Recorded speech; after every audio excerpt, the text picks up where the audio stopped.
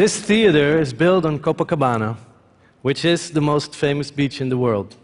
But 25 kilometers away from here, in the north zone of Rio, lies a community called Vila Cruzeiro, and roughly 60,000 people live there.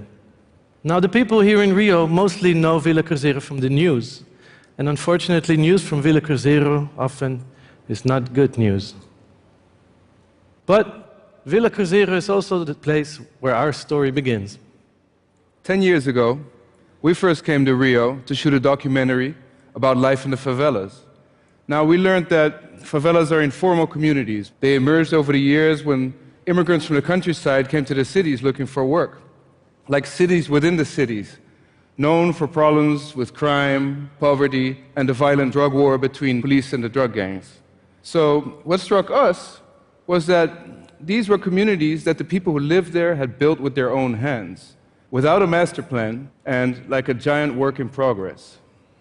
Where we're from, in Holland, everything is planned. We even have rules for how to follow the rules.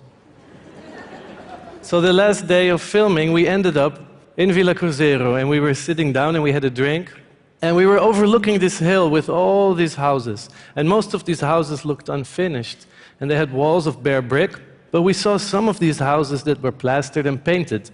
And suddenly we had this idea, like, what would it look like if all these houses would be plastered and painted? And then we imagined one big design, you know, like one big work of art. Like, who would expect something like that in a place like this? So we thought, would that even be possible?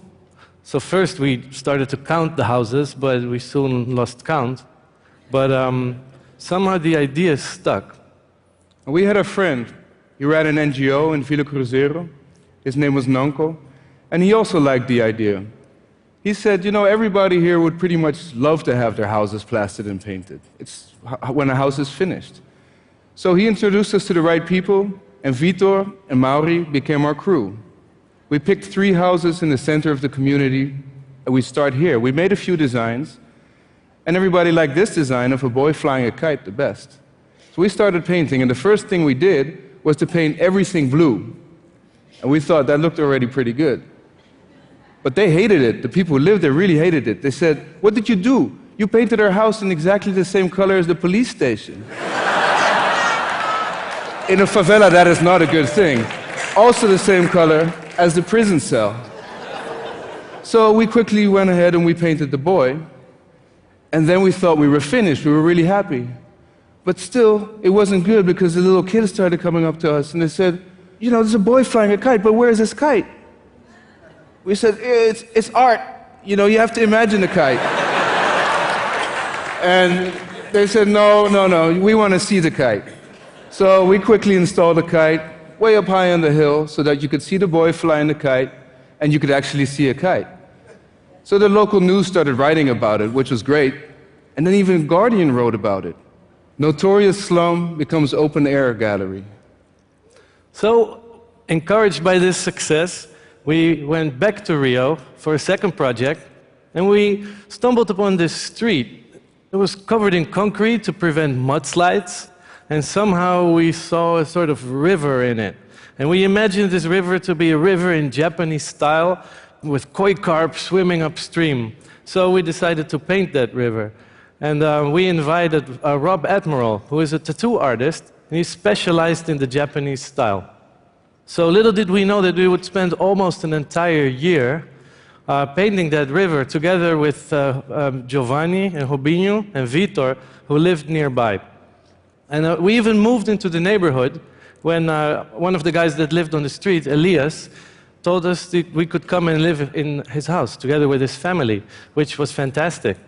Unfortunately, during that time, another war broke out between the police and the drug gang.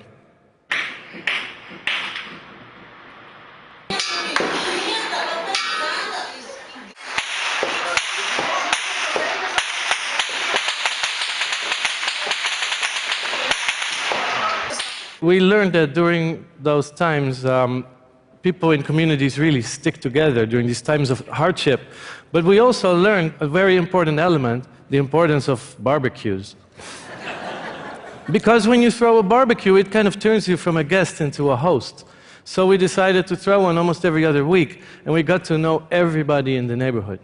We still had this idea of the hill, though. Yeah, we were talking about the scale of this, because this painting was incredibly big, and it was insanely detailed, and this process almost drove us completely insane ourselves. But we figured that maybe during this process, all the time that we had spent in the neighborhood was maybe actually even more important than the painting itself. So after all that time, this hill, this idea was still there. And we started to make sketches, models, and we figured something out. We figured that our ideas, our designs had to be a little bit more simple than that last project, so that we could, paint with more people and cover more houses at the same time. And we had an opportunity to try that out in a community in the center part of Rio, which is called Santa Marta. And we made a design for this place, which looked like this. And then we got people to go along with it, because turns out that if your idea is ridiculously big, it's easier to get people to go along with this. And the people of Santa Marta got together, and in a little over a month, they turned that square into this.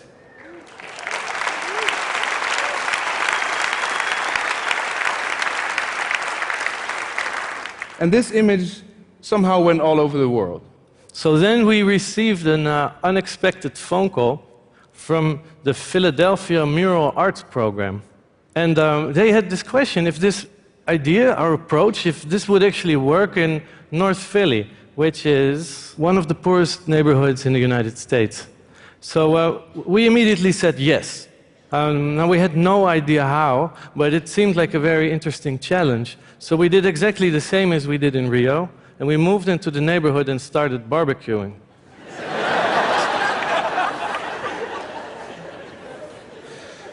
So the project took almost 2 years to complete, and we made individual designs for every single house on the avenue that we painted.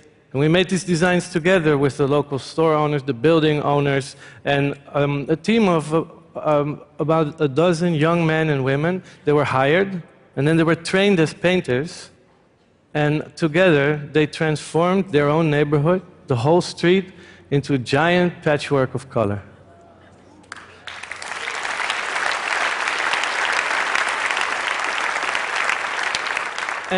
And at the end, the city of Philadelphia thanked every single one of them and gave them like a merit for their accomplishment. So now we had painted a whole street. How about we do this whole hill now? We started looking for funding, but instead, we just ran into questions like, how many houses are you going to paint? How many square meters is that? How much paint are you going to use? And how many people are you going to employ? And we did try for years to write plans, for the funding and answer all those questions. But then we thought, in order to answer all those questions, you have to know exactly what you're going to do before you actually get there and start. And maybe it's a mistake to think like that. It would lose some of the magic that we had learned about, that if you go somewhere and you spend time there, you can let the project grow organically and have a life of its own. So what we did is we decided to take this plan and strip it away from all the numbers, and all the ideas and presumptions, and just go back to the base idea, which was to transform this hill into a giant work of art. Instead of looking for funding, we started a crowdfunding campaign, and in a little over a month, more than 1,500 people got together and donated over $100,000. So for us, this was an amazing moment, because now we finally had the freedom to use all the lessons that we had learned and create a project that was built the same way that the favela was built, from the ground on up, bottom up, with no master plan.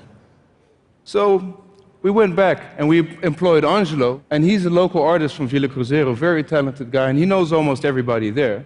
And then we employed Elias, our former landlord, who invited us into his house, and he's a master of construction. Together with them, we decided where to start. We picked this spot in Villa Cruzeiro, and houses are being plastered as we speak. And the good thing about them is that they are deciding which houses goes next. They're even printing T-shirts, they're putting up banners, explaining everything to everybody, and talking to the press. This article about Angelo that appeared. So while this is happening, we're bringing this idea all over the world. So like the project we did in Philadelphia, we're also invited to do workshops, for instance, in Curaçao. And right now we're planning a huge project in Haiti. So the favela was not only the place where this idea started, it was also the place that made it possible to work without a master plan, because these communities are informal. This was the inspiration. And in a communal effort, together with the people, you can almost work like in an orchestra, where you have 100 instruments playing together to create a symphony. So we want to thank everybody who wanted to become part of this dream and supported us along the way. And we are looking at continuing. Yeah, and so one day, pretty soon, when the colors start going up on these walls, we hope more people will join us and join this big dream. And so that maybe one day, the whole of Villa Cruzeiro will be painted. Thank you.